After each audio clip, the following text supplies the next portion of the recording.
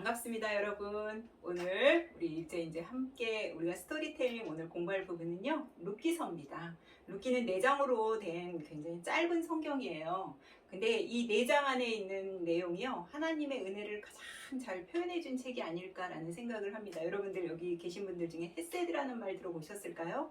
헤세드라는 것은 하나님의 어떤 은혜, 긍휼, 자비, 하나님의 헤세드가 굉장히 잘 나와 있는 책이 또 룻기서고요.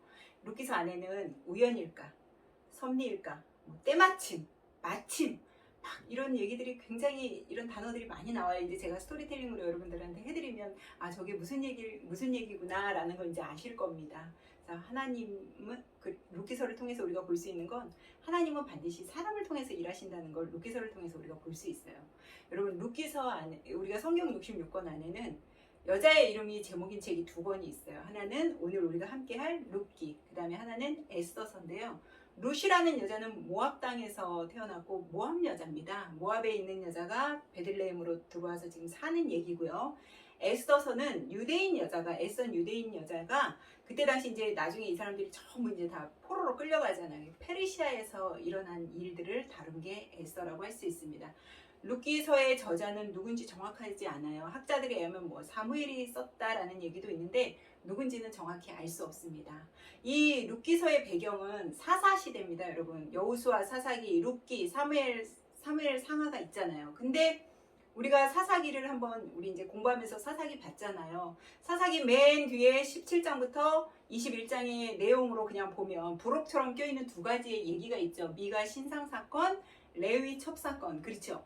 그 얘기 얼마나 여러분 우울하고 굉장히 레위 제사장임에도 불구하고 타락하고 그런 얘기들이잖아요. 이 얘기로 사사기를 끝을 낸다면 이 룻기서도 지금 사사시대를 배경으로 하고 있는데 어떠한 희망이 없죠. 그런데 룻기 다음에 나오는 사무엘서에서는 누가 나와요? 그렇죠, 다윗이 나옵니다. 그래서 어떻게 보면 룻기는 이 희미하게 이렇게 사사시대를 너무나 암흑하고 어눌하고 이런 시대를 조금이나마 등불을 붙여주는 책, 그게 이 룻기서를 말하고 있습니다. 결국 이 룻기가 이 사사기와 사무엘서 사이에 껴있다는 얘기는 이 룻기서가 다윗을, 그 다음에 나오는 다윗을 보여주기 위함이라고 할 수 있어요. 그러면 오늘 우리 스토리텔링 룻기 1장부터 4장까지 제가 빨리 여러분들에게 스토리로 이제 말씀을 드려볼게요.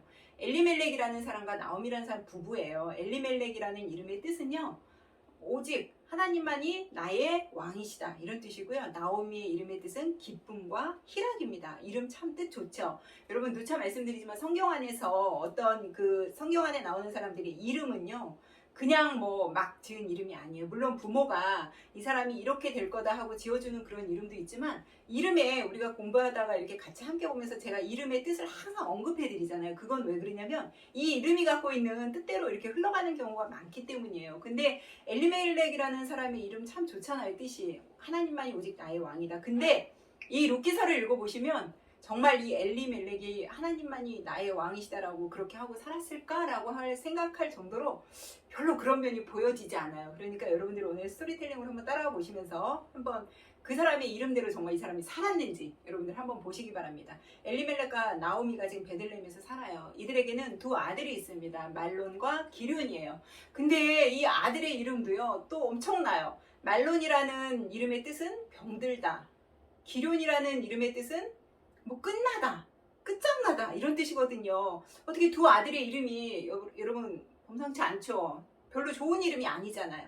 어찌됐건 지금 베들레헴에서 엘리멜렉과 나오미, 그 다음에 2 아들이 이렇게 살다가 여기 베들레헴에 심한 기근이 이제 오는 거예요. 그러다 보니까 이 사람들이 어떻게 하냐면, 너무 기근이 심하고 살기 힘드니까 우리 모압 땅으로 이사 가자.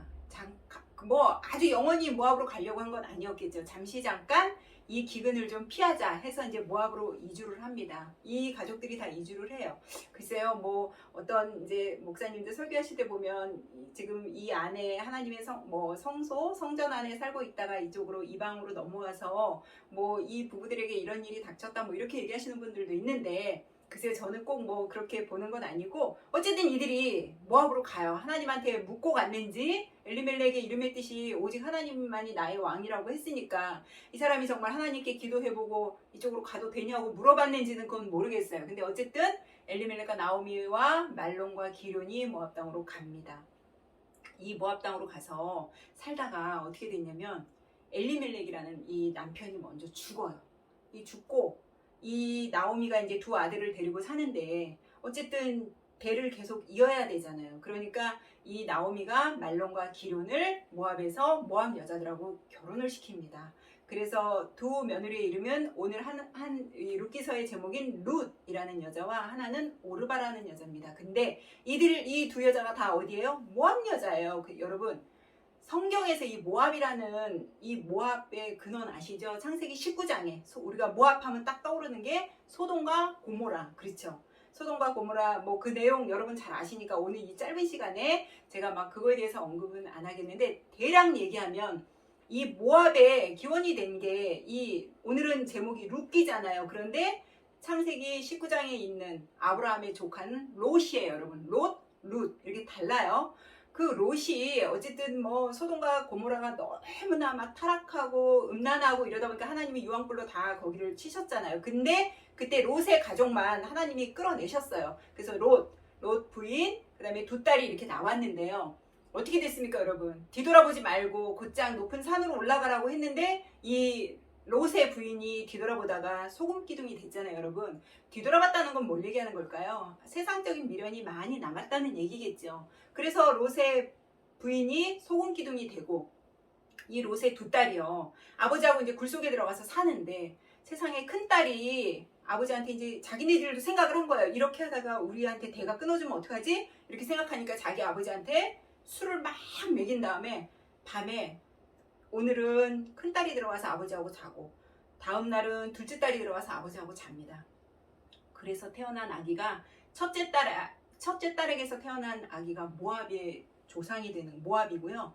두 번째 딸에서 태어난 아이가 벤 암미라에서 암몬 족속의 이 가문이 되는 거예요. 그래서 이 모압이라는 뜻은 아버지로부터 메아브라는 그런 뜻을 갖고 있단 말이에요. 그러니까 엄청난 거죠. 지금 족보가 아버지하고 딸하고 사이에서 이 자식이 태어났는데 그 자식 이름이 모압이란 말이에요. 그 창세기 19장에 있는 얘기, 또 엄청난 얘기 또 있어요. 민수기에 보면 여러분 25장에 보면 왜 발람, 그 거짓 선지자 있잖아요. 모압의 왕 발락. 이름이 너무 헷갈려요. 그죠? 발락이 발람한테 이스라엘 백성들을 저주해달라고 했는, 제가 이제 여러분들 나중에 또 이렇게 그 분야 스토리 할 거니까 발락 왕이 발람한테 이스라엘을 저주해달라고 그랬는데 저주를 안 하니까 이 사람이 무슨 일을 하냐면 그 바알보올이라는 곳에서요, 이스라엘 백성들을 막 초대해가지고, 거기가 뭐냐면 이제 부올에 있는 바알 신을 섬기는 곳이에요. 근데 거기서 막 그 음란한 그 사람들이 제사는 그거잖아요. 뭐 어떤 성적인 막 단체 성관계를 막 함으로써 신한테 제사 지내고, 근데 이스라엘 백성들이 그 바알볼에 가담을 하는 거예요. 그래서 이 여자들이 막 이 여자들하고 함께 춤추고 술 먹고 이 여자들이 섬기는 우상 앞에서 제사 지내고 뭐 성관계 갖고 이런 일을 막 하는 거예요. 그래서 이 일로 하나님께서 이 바알볼에 가담한 사람들 24,000명 다 치시는 그런 일이 있는데, 이 일이 발생된 곳이 또 어디예요? 모압이잖아요. 그래서 하나님께서 오죽하면 신명기 23장 3장에요. 모압 사람들은 여호와의 총회에 영원히 들어올 수 없다고 했어요. 그런데 오늘 이 신명기 23장 3절 여러분 말씀 이거 잘 들어보세요. 분명히 들어올 수 없다 그랬어요. 근데 이 룻기라는 얘기를 이제 제가 스토리텔링을 다 끝나갈 쯤 여러분들이 이제 고민하셔야 돼요. 신명기 23장 3절에 모압 사람들은 하나님의 총회에 들어올 수 없다는데 어떻게 된 거지? 어떻게 룻이 나중에 이제 마태복음에 가면 예수님의 계보에도 나오는 사람이 있는데 어떻게 그런 일이 있을 수 있지라고 여러분들이 이제 생각을 하셔야 돼요. 그래서 이 두 아들을 갖다가 이제 모압 여자들을 며느리를 이제 받아들이죠. 그래서 이제 결혼을 시키는데 어떻게 됩니까? 또 남편, 일단 나오미에게 엘리멜렉 남편 죽었죠. 두 아들이 또 죽어요. 너무 비참하죠, 여러분. 그러다 보니까 이 나오미한테 남은 건 이 두 며느리 뿐인 거예요. 그것도 유대인이 아닌 모함 여자 2명이 남은 거예요. 그러니까 남자들 다 죽었고요. 여자 셋만 덩그러니 남았어요. 여러분, 우리 성경을 읽다 보면 계대 혼인법, 형사 취수, 뭐 목사님 설교에서도 한 번씩은 들어보셨을 거예요. 뭔지 아시죠? 예를 들면 지금 같은 경우는 이제 계대 혼인법이 되려면 나오미가 새로 결혼을 해서요. 나오미가 결혼을 해서 아들을 낳아서 그 아들을 이 며느리한테, 첫째 며느리한테 줘야 되는 거예요. 그게 뭐냐면 예를 들면 형제가 이렇게 한 뭐 오형제, 남자가 오형제 있다고 쳐요. 근데 첫째 형이 죽었어요. 자식이 없이 죽었단 말이에요. 그러면 형수가 이제 남잖아요. 그러면 이 형수하고 이 둘째 그 밑에 이제 두 번째 남동생하고 같이 이제 저기 동침을 한 다음에 거기서 아들이 낳잖아요. 그러면 이거를 형 쪽으로 이제 이 형수에게 주면서 형 쪽으로 계보를 이어가는 거예요. 그게 계대 혼인법이고 형사 취수라고 하는 건데 지금 이 상황에서는 이 룻기서 안에서는 나오미가 나이도 많고 지금 뭐 새로 결혼을 나오미가 새로 시집을 가서 아이를 낳아서 그 아이가 장성할 때까지 기다렸다가 첫째 며느리한테 준다? 너무나 오랜 시간이 걸리고 있을 수도 없는 일이고 또 나오미가 성경에서 뭐 이 룻기서 안에서 정확하게 몇 살이다라고 나오는 건 아니지만 대략 봐도 나이가 많은 것 같아요. 그러니까 어떤 그렇게 아이를 생산할 수 있는 그런 게 아니라는 거죠, 여러분. 그러다 보니까 그것도 안 돼. 그러면 어떻게 하겠어요? 이제 나오미가 그때쯤 나오미의 귀에 들리는 한마디 이렇게 소리가 있었어요. 뭐냐면 이들이 베들레헴에서 지금 기근이 너무 심해서 지금 모압으로 온 거잖아요. 근데 모압 땅에 와서 이들이 산 게 몇 년인지 아세요? 뭐 제가 아까 말씀드렸지만 처음에 이쪽으로 가려고 했을 때는 잠깐 모압에 우리 머물자 이렇게 하고 왔을 텐데 근 10년을 살았어요, 여러분. 이 모압 땅에서 10년을 살았단 말이에요.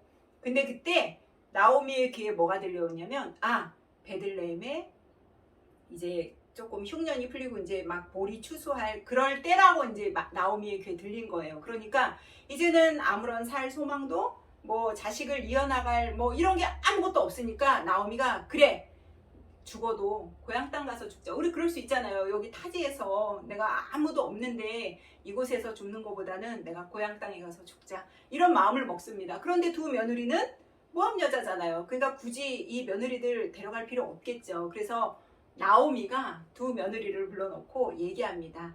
이제 뭐 나는 나이도 많고 내가 뭐 누구와 결혼을 해서 자식을 낳아서 너희에게 줄 수도 없는 상황이니까 이제 너희는 이곳 모압에서 너희 친정집으로 돌아가서 살아라 그래요. 이제 오르바하고 이제 룻한테 이제 그 얘기를 하니까 처음에는 이 두 며느리들이 아니에요 어머니 저희 그럴 수 없어요. 어머니와 함께 가겠어요. 이제 말은 그렇게 해요. 근데 나오미가 아니다. 나에게는 더 이상의 살 소망이 없으니까 너희는 너희 친정으로 가서 이제 다시 재혼하고 제가 해서 다시 살아라 그래요. 그러니까 오르바는 네 어머니 기다렸다는 듯이 정말 뒤도 안 돌아보고 네 어머니 하고 가요. 그런데 이제 룻이 문제죠. 룻은 안 가요. 룻기 1장 16절에 보면 룻이 뭐라고 합니까 여러분? 어머니 가시는 곳에 제가 가고요. 어머니 머무시는 곳에 제가 머물고 어머니의 백성이 내 백성이 되고 어머니 하나님이 저의 하나님이라고 그렇게 고백을 하는 겁니다. 그러니까 나오미도 뭐 더 이상 룻이 이렇게 강력하게 이렇게 말하는데 뭐 어떻게 보내겠어요. 그래서 그래 그러면 너 같이 나랑 가자. 그래서 가요. 그런데 여러분 제가 지금 룻기 1장 16절 말씀드렸잖아요. 룻에게 하나님은 어떤 분이실까요? 과연 룻이 하나님에 대해서 알면 이 모함 여자가 알면 얼마나 안다고 이렇게 어머니의 하나님이 저의 하나님입니다라고 이렇게 고백할 수 있을까요? 정말 대단한 것 같아요. 저는 이 문장을 보면서요. 창세기 1장 12장 1절에서 3절이 갑자기 오버랩이 되는 거예요. 하나님이 아브라함을 갈대 오르에서 부르잖아요. 그러면서 아브라함과 약속하시죠. 너는 너의 고향과 친척과 아비의 집을 떠나 내가 너에게 보여줄 땅으로 가라. 그러면 내가 너에게 큰 민족을 이루고 복을 주고 네 이름을 창대하게 하리니 너는 복의 근원이 돼. 너는 복이 될지라 그래요. 그러면서 너를 축복하는 자에게 내가 축복할 거고 너를 저주하는 사람들에게 내가 저주할 거라 그래요. 여러분 보세요. 아브라함은요. 하나님한테 어떤 그 약속을 받았어요. 그래서 모든 거 다 훌훌 털고 하나님이 지시하신 땅으로 정말 고향과 친척과 아비 다 버리고 갈 수 있었지만 룻은 지금 어떤 보장 받았어요? 뭐 하나님이 룻에게 나타나서 너 시어머니만 따라가면 베들레헴으로만 가면 내가 너 앞으로 복 줄게 이런 얘기 했어요? 안 했어요, 여러분. 그런데도 이 룻이요 다 놓고 아닙니다, 어머니. 저는 어머니 가시는 곳에 제가 가겠습니다. 그래요. 대단하죠. 그래서 룻과 나오미가 이제 베들레헴으로 갑니다. 가니까 여러분 어때요? 뭐 많은 사람들이 막 뭐 나오미가 10년 만에 고향으로 돌아왔다고 막 반겨줘요? 그렇지 않죠. 막 사람들이요 이렇게 막 수근수근 하는 거예요. 아유, 그런데 나 지금 좋게 돌아온 게 아니잖아요. 뭐 예를 들어 막 진짜 많은 뭐 재물을 거닐고 내 고향으로 돌아온 게 아니잖아요. 정말 상거지가 돼서 돌아온 거 아무것도 없잖아요. 지금 나오미 그런 상태에서 돌아오니까 사람들이 막 수근수근해요. 아유, 뭐라 그랬겠어요, 여러분. 우리도 그런 거 막 드라마에서도 많이 보잖아요. 뭐라고 했겠어요, 나오미한테. 아유, 고향 땅 버리고 가더니 결국 저렇게 빈손으로 돌아왔거나 그런 얘기 하잖아요. 그러니까 나오미도 얼마나 마음이 아팠겠어요. 그러니까 자기의 이름이 기쁨, 희락인데 사람들에게 그러죠. 나를 더 이상은 나오미라고 부르지 마라. 나를 이제는 마라라고 부르라 그래요. 마라가 뭐예요? 쓰다. 나 너무 힘들고 괴롭다. 그래요. 여러분 아까 제가 이 나오미가 무슨 소리를 듣고 지금 베들레헴에 들어왔다 그랬어요. 추수할 시기가 이때 당시 이제 볼이 추수할 시기거든요. 이 추수하는 이런 거는 여러분 어떤 게 보여지실까요? 어떤 구원의 그림자 안 보여지세요? 이렇게 볼이 추수하는 추수 시절. 마태복음 뭐 9장 37절에도 그런 말씀 있잖아요. 예수님께서 그러시잖아요. 추수할 것은 많되 일꾼이 없구나라는 그런 말씀 하시잖아요. 그리고 나서 이제 둘이 왔어요. 왔는데 여러분 이 사람 나오미가 고향 땅에 왔다 그래서 누가 먹을 걸 줍니까? 아니면 나오미한테 뭐 이렇게 좋게 뭐 대얘기를 합니까? 뭐 지금 뭐 며느리하고 시어머니하고 서로 그냥 눈만 말똥말똥 쳐다보는 상황이에요. 뭐 누가 뭐 먹을 걸 주는 것도 아니고. 그러니까 이 룻이 어떻게 해요? 어머니 제가 나가서 이삭 좀 주워올게요. 그래요. 여러분 이걸로 봐서 이 룻이요 어쨌든 모압 땅에서 이 엘리멜렉 나오미 가족하고 살면서 아무래도 거기서 나오미가 계속 기도도 하고 하지 않았을까요? 하나님 섬기고 배운 것 같아요. 이삭 줍는 얘기를 어떻게 하겠어요, 여러분? 이 룻이 이삭 주우러 갔다 올게요 하는 거는 레위기 19장 9절 10절 말씀 율법이에요. 하나님이 주신 율법이에요. 뭐예요? 모든 사람들에게 얘기하잖아요. 모든 밭 모퉁이까지 다 따지 말고 떨어진 이삭 줍지 말고 포도 열매 다 따지 말고 떨어진 열매 줍지 말라. 누구를 위해서? 고아와 가부와 객을 위해서. 이건 율법 조항에 있는 거예요. 이 사람들을 위해서 다 따지 말고 남겨두라 그래요. 그런데 이 룻이요. 어머니 제가 나가서 주워올게요 그래요. 생각 한번 해보세요 여러분. 이방 여자예요. 젊어요. 정말 여기 베들레헴에 지금 아무도 뭐 아는 사람이라고는 나오미 연고 하나밖에 없어요. 얼마나 자존심 상할까요 여러분. 남의 땅에서 그것도 하루 종일 그 고대 근동에 땡볕을 쬐가면서 젊은 여자가 그냥 수그리고 앉아서 그 이삭 오늘 한 끼 해먹으려고 이삭을 줍는 겁니다 여러분. 얼마나 자존심이 상해요. 이삭이 그런데 이제 여기서부터 잘 들어보세요. 이삭이 어느 밭으로 가요. 이삭을 주워야 되니까 밭으로 들어갑니다. 밭으로 들어가서 이삭을 막 이제 주워요. 나오미가 뭐 얼마나 있었겠어요. 근데 줍는데 때마침 아까 제가 그랬죠. 우연일까 섭리일까 뭐 때마침 이때 보아스가 이 밭에 오는 거예요. 근데 이 밭이 또 뭐 보아스가 왜 왔겠어요? 자기 밭이니까 왔겠죠. 근데 보아스가 이렇게 보니까 웬 낯선 젊은 여자가 하나 있잖아요 앞에. 그러니까 이제 자기 사환들한테 이제 물어보는 거죠. 저 여자가 누구냐? 그러니까 이제 사환들이 뭐 나오미의 며느리인데 룻인데 모압에서 왔는데 뭐 다 얘기해줬겠죠. 때마침 보아스가 그 시간에 자기 밭에 왔고 때마침 룻은 많은 밭 중에서 보아스의 밭을 간 겁니다. 이게 우연일까요 여러분? 저는 하나님의 섭리라고 여러분들에게 자신있게 말씀드릴 수 있는 하나님의 섭리예요. 하나님이 보아스라는 사람을 통해서 지금 일하고 계시는 겁니다. 근데 여러분 이 보아스와 룻의 만남에 이 안에 있는 내용을 보면 보아스가 여기서 이제 룻하고 이제 만나죠. 그래서 보아스가 막 환대를 해주고 아주 잘해줘요. 그러면서 룻이 이제 그럴 거 아니에요. 겁날 거 아니야. 아니 이 사람 나 처음 봤는데 나한테 왜 이렇게 잘해주지? 그럴 거 아니에요. 그러니까 보아스가 뭐라 그래요? 성경에 보면 기업 물을 자, 여러분 이제 이런 단어는 성경을 이제 안 보신 분들 여기 계신 분들은 기업 물을 자가 뭐야 이렇게 생소할 수 있는데 히브리어로 이제 이걸 고엘이라고 하는데 구속이라는 말로도 쓸 수 있어요. 뭐냐면 이 지금 나오미 가족이 다 이제 망했잖아요. 그러면 엘리멜렉이라는 사람이 이 베들레헴에 자기 땅이 좀 있을 거예요. 그죠? 그러니까 이 기업 물을 자 고엘이라는 이 제도는 저는 참 굉장히 좋은 것 같아요. 이렇게 가까운 친척 중에 뭐 남편이 죽었다 그러면 그 다음 아들이면 또 그 다음 밑에 동생 뭐 이렇게 하여튼 계속 이어지고 먼 친척 사돈의 팔촌까지 해서도 누구도 이 사람들을 도와줘야 되는 이것도 율법 조항이에요. 그런데 때마침 보아스가 엘리멜렉의 친족인 거예요. 그러니까 이 사람이 이 나오미 가족의 기업을 물어줄 수 있는 사람인 거예요. 그래서 보아스하고 이제 여기서 룻이 처음으로 만납니다.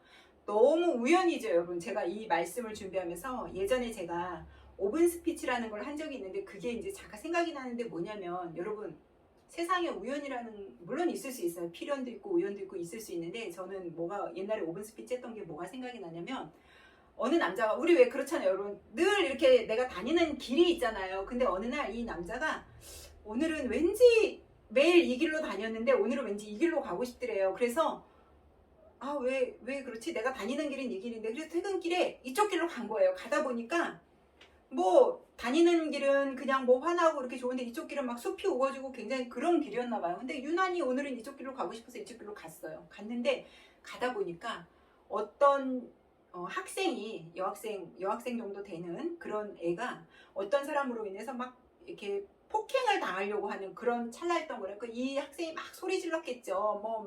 뭐 도와주세요, 살려주세요 이렇게 소리를 질렀겠죠. 그런데 이 사람이 그 소리를 듣고 처음에는 망설였어요. 내가 이 일에 괜히 끼어들어서 또 봉변당하는 거 아니야? 내가 괜히 이런 일에 나서는 거 아니야? 그래서 한 몇 번을 망설이다가 아니야. 그래도 저 학생이 지금 위급한 상황이니까 내가 도와주자. 그래서 이 학생을 도와주러 갑니다. 그래서 이 학생을 도와주러 가면서 이제 못된 사람 불량배가 이제 막 도망가는데 고맙습니다 하는 그 말이요. 어디서 많이 들어본 말인 거예요. 그래서 이 아저씨가 이제 어두우니까 서로 얼굴은 못 보고 이제 그 학생이 거의 뭐 폭행 정도 당하는 근데 고맙습니다 아저씨 하는 그 말이요. 낯익은 소린 거예요. 그래서 이 아저씨가 그래 그 나쁜 사람은 갔으니까 얼른 옷 추스려 입고 너 집으로 가라고 이제 그렇게 얘기하는데 이 학생의 귀에도 이 소리가 낯설게 이렇게 어디서 낯익은 소린 거예요. 가만히 들어보니까 누구인지 아세요? 그래요. 아빠예요. 이 학생이 아빠예요? 라고 하는 갑자기 소름 끼치죠, 여러분. 우연일까요? 이 아빠가 오늘 갑자기 매일 가던 길 놔두고 이 길로 갔을까요? 저는 갑자기 이제 이 말씀 준비하면서 예전에 그 오븐 스피치 했던 이 말씀이 생각나는 거예요. 우연 아니겠죠. 뭔가 내 마음에 뭔가가 그래도 다가왔겠죠. 하나님이 나한테 마음을 주셨든 내가 알아차리지 못했어도 하나님께서 나한테 마음을 주셔서 이 아빠도 그 길로 간 게 아닌가 저는 이제 그런 생각이 드는데 오늘 룻도 하필이면 보아스의 밭에 들어가서 일을 하고 보아스가 그 밭에 와서 룻을 만나는 그래서 이제 룻을 만나죠. 막 음식 이제 룻을 막 칭찬하면서 가서 너희 시어머니하고 밥 해먹으라 하면서 막 더 주는 거예요. 이삭도 막 사원들한테 더 떨어뜨리라 그래서 룻이 쉽게 이삭을 주워갈 수 있도록 해서 룻을 이제 보호해 줍니다. 이 사람이. 근데 룻이 그 많은 이제 이삭을 주워 가지고 온 걸 집으로 오니까 시어머니가 놀랬을 거 아니에요. 아니 너 이 짧은 시간 안에 어떻게 이렇게 많은 이삭을 주워왔니? 그랬더니 룻이 이제 낮에 있었던 보아스를 만난 일, 뭐 어디 갔는데 우연히 밭에 갔는데 보아스를 만난 일, 어머니 그분이 우리 시아버지 엘리멜렉의 먼 친척 뭐 기업 물을 자래요. 뭐 저거 이제 막 얘기를 했겠죠. 그러니까 이 나오미가 이제부터 막 뭔가 이렇게 신나 이렇게 성경을 보면요 나오미가 막 굉장히 흥분한 막 그런 얘기가 있어요. 그러면서 룻한테 뭐라 그러냐면 나는 네가 혼자 사는 걸 원치 않는다.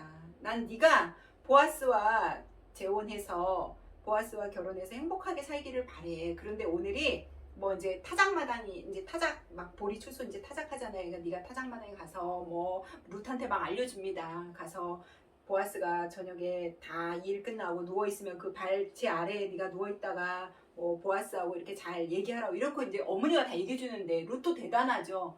아니 내가 싫으면 싫을 수도 있잖아요.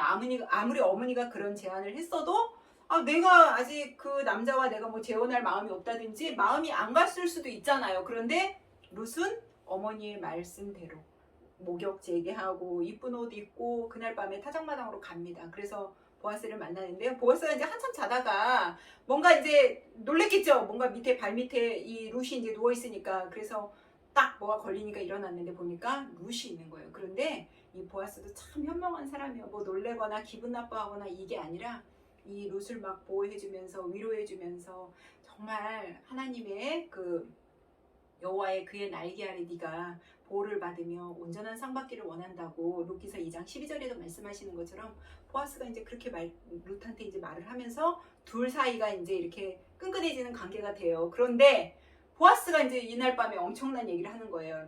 룻 잘 들어봐.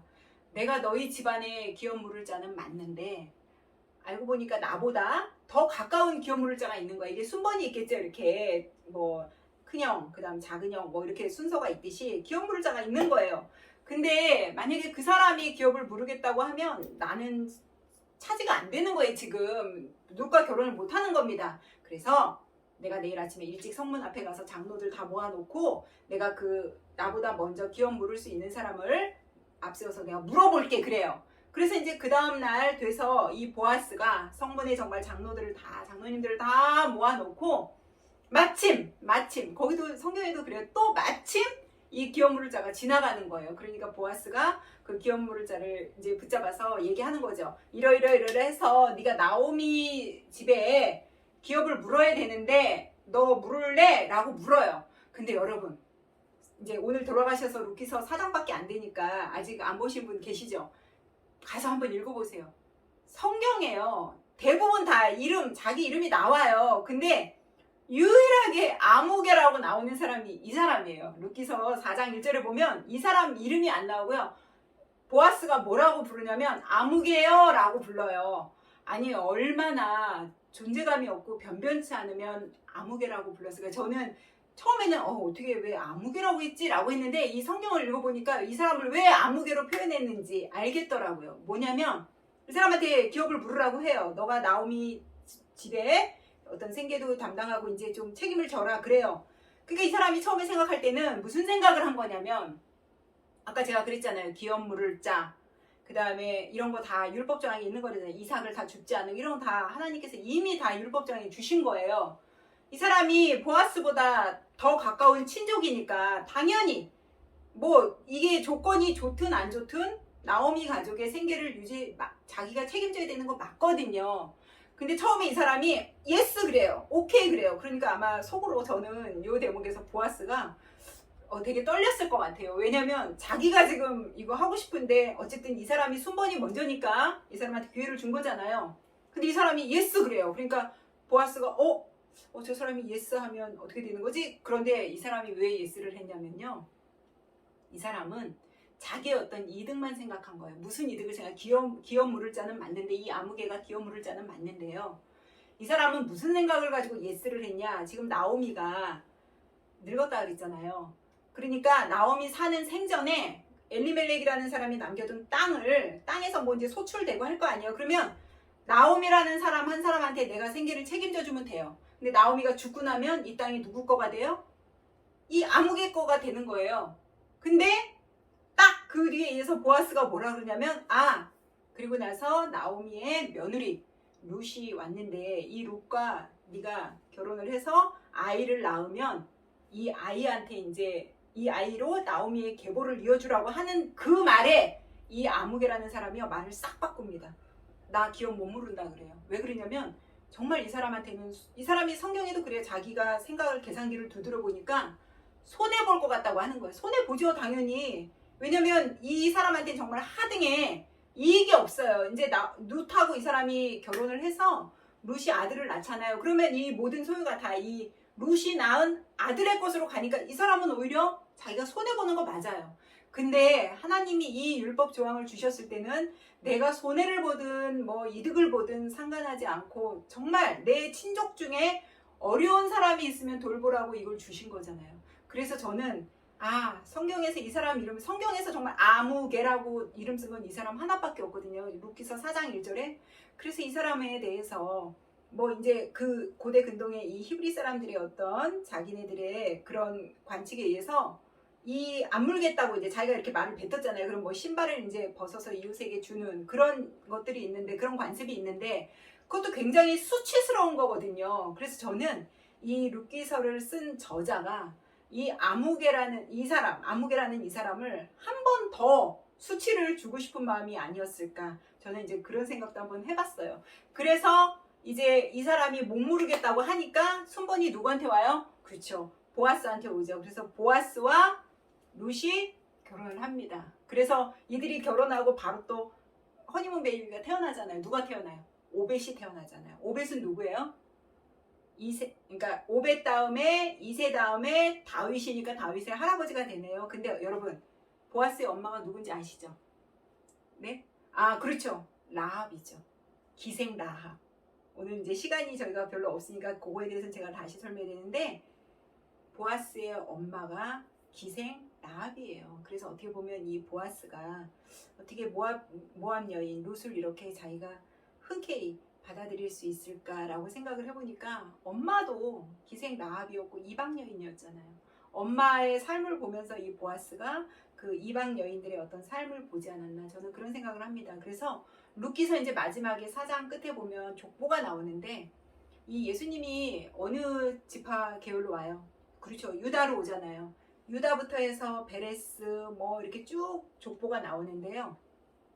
이 룻기서를 쓴 사람은 유다부터 이름을 놓은 게 아니라 베레스부터 놉니다. 유다가 낳은 베레스부터 족보를 쫙 나열을 하면서 7번째 이름에 보아스라는 이름을 놓고요.